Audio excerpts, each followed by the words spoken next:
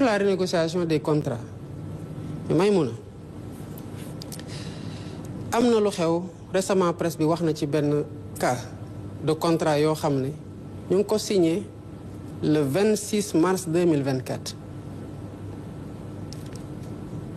pour renouveler une convention qui doit expirer le 23 février 2025 yow yaa ngi dem boo ne xamul kuy ñëw sax ñu mën a wax mais kiy ñëw xam nga ko ndax woteel nañu ko fal nañ ko xam nañ Bassirou Diomaye Faye le 24 mars 2 jours après nga signé une convention boo amul benn urgence parce que expiré wul sax en 2024 mu ngi expiré en 2025 mais boo ko defoon sax sàmmoonteeg intérêt réew mi ñu mën a wax mais cette convention là dañu ne d'abord dañ ko renouveler 25 ans ce qui est interdit par le code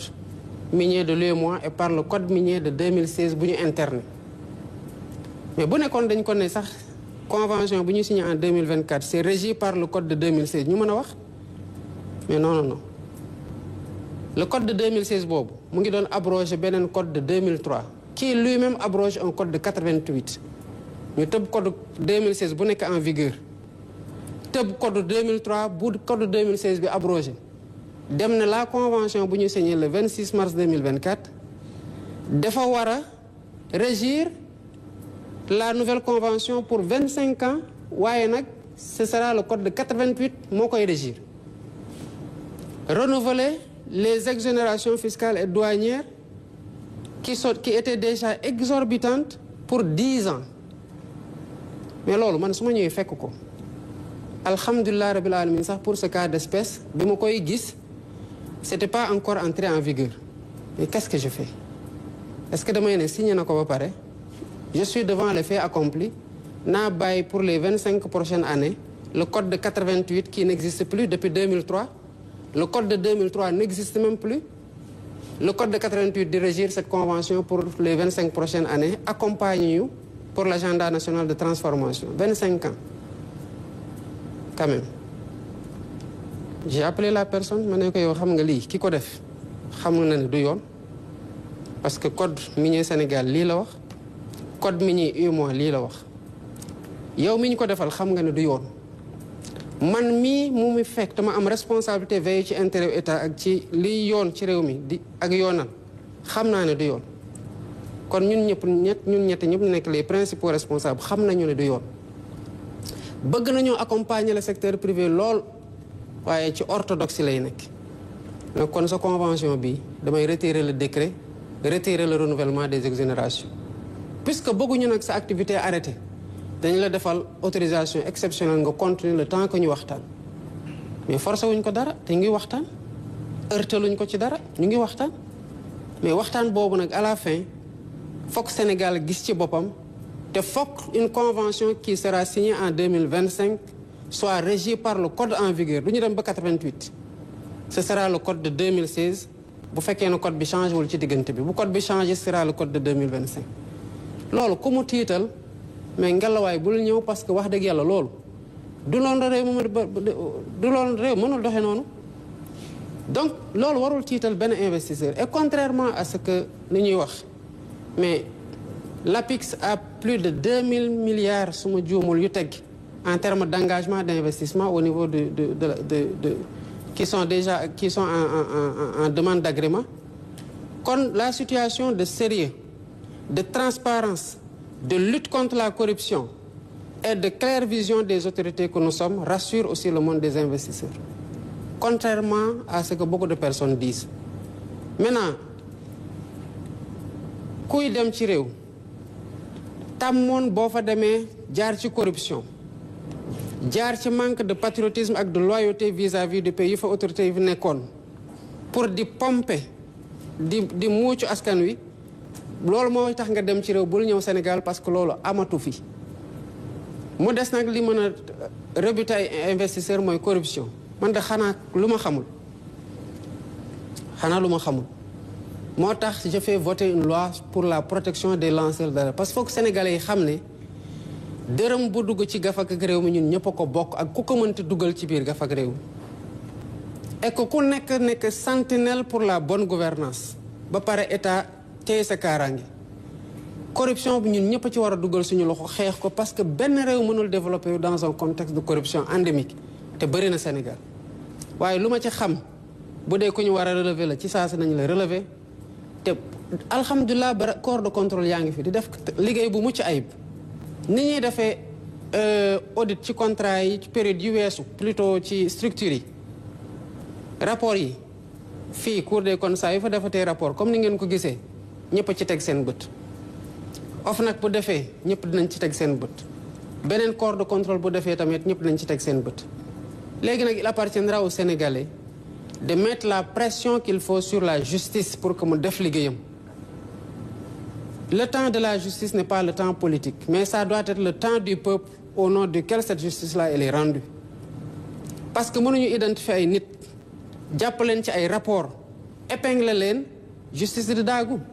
je comprends maintenant qu'il y a un déficit de ressources nañ ci liggéey pour renforcer leen moo tax on a augmenté les recrutements au niveau du centre de formation judiciaire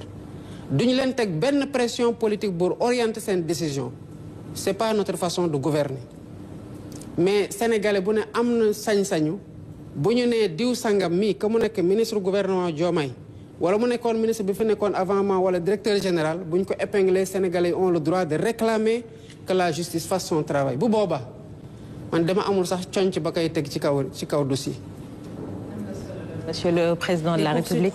dañuy jàll même naa ci beneen thématique bi. am na benn kii bu mu wax. mais ku nekk benn question la amoon Monsieur le Président. oui mais c'est déjà posé. maa ngi ñëw noonu. c'est dans la formulation de la question on glisse. c'est important sax que je réponde parce que loolu moo taxoon may def l'observation sur nu mu poser question bi parce que justement heureusement que mu relancé parce que bu relancé wul woon nit ñi seetaan mën nañ jàpp ne que ni mbir yi di demee nii ñu ngi dem songi ji Macky Sall parce que loolu la wax naka la mbir yi di demee mbir yi demeewul nen ni ñuy demee ci pour yow di ko demee pour beneen ministre wala beneen DG noonu lañ koy demee pour man di ko demee pour keneen ki fi nekkoon ak ñiy waaj a ñëw bu dee yoon a ngi def liggéeyam ci réew mi man xooluma ku fi defoon ku fi deful nu mu ma jegee nu mu ma jegewul man ni mu koy rappeler tout le temps man rek a waat ci biir Sénégal yëpp ne damay respecter yoon te pourtant dañuy wax nul n'est censé ignorer la loi ñëpp war a xam yoon tënku ci waaye yow waatoo ne da ngay respecter yoon man maa ko waat su ma ci yemoon sax man dinaa mën a gérer sam bopp xëy na xanaa ma tarxiis mais dama waataale ne dinaa fexe ba ñeneen ñi tamit respecter yoon gis nga ci respecter yoon boobu dafa am ñu gérer pendant 12 ans assumer ay responsabilités war a rendre compte d'accorduma ci réew moo xam ne bu ñu jàppee un opérateur privé ci lu mu warul woon def ñu jël ko tëj ko bu dee homme politique bi la ñu naan c'est un règlement de compte politique alors que homme politique yooyu ils ont fauté wala ils sont présumés après avoir fauté yoon rek mooy wax gannaaw bu rapport amee parce que même rapport doyul rapport ay présomption rek lay do teg mais la personne reste présumée innocente ba yoon def liggéey lan mooy wane ne tey dans l'environnement actuel que ñu ngi dem song ji X wala Y amul par contre dañu am responsabilité morale ak historique ci dëkk bi nga xamante ne sénégalais yi gannaaw yàlla teg nañ ko suñu loxo muy lan lépp li fi xewoon ci yorin ak ci jëfin bu amee lu lëndëm dañ ciy teg torche ba mu leer sénégalais yi xam lan la d'abord liñ ciy doxalee yoon doxal lu mu war a doxal loolu protéger ma ci sama bopp lenn rek ay protéger nit ci réew mu sérieux mooy jub di jubal mais ku dëng nit mënu la protéger parce que tôt ou tard bu poussé dina la rattraper ku jubalul tamit tôt ou tard nañ xam ne sa ndëngate fan la nekk te dañ ko na la teguwaat s'il y a des choses yoo xamante ne ça a été fait et ça a été fait am na lu am c'est pas le lieu de dire que lii am na lii am na lii am na mais même ma xam na am na doyul je vais dire faites les enquêtes si à la fin des enquêtes ñu ne y a pas matière à poursuivre nu ma bëgg ñu poursuivre tamit damay ne oh bëggoon naa ñu poursuivre mais pourquoi on voudrait poursuivre quand la loi ne permet ou les faits ne permettent pas de poursuivre? On ne poursuit pas. C'est aussi simple que ça. C'est pas man maay bëgg ñu poursuivre nit pour ñu poursuivre ko.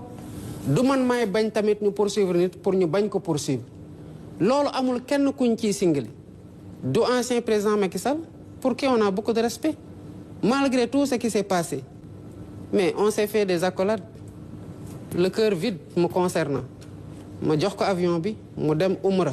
Ma ne ko boo demee ñaanal mu ngi ci leneen réew maa ngi dox. Donte nag xam naa ne am na muy def ci suuf mais toppewu ma ko. Je sais qu'il fait des choses. Je vois. Mais toppewu ma ko. Mais bu ko dara toppee ëllëg nag loolu du man digganteem la ak yoon la. Mais je ne me fais pas de fixette sur lui. Man li ma soxal mooy la mission bi ma Sénégalais yi jox. Yàkkamti ma ci lool te ma xam nu mu toll. Weesu lool ci jafe-jafe ngay défi à relever. Ak espoir yi ñu nekk samay wagg. Loolu laay gérer pas X pas Y.